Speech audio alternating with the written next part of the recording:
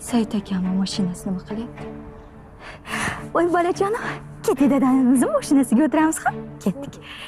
Ovqatlarni qilib bersang, bir mazza qilib gaplashib dildan suhbat. Sait aka,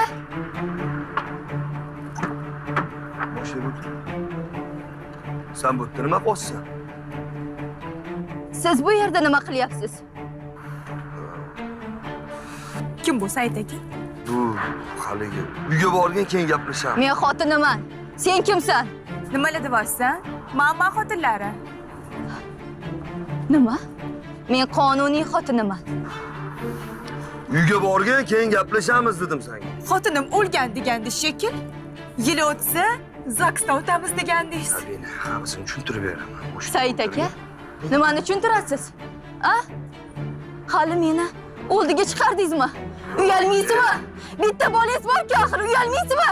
Uyga bor dedim, uyda gaplashamiz dedim senga. Siz bilan boshqa gaplashadigan gapim yo'q. Sharmanda, uyat! Uyat! Sabina.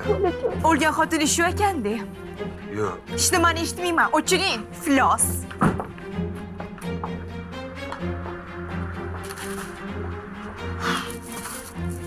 Jonga deding u hamma.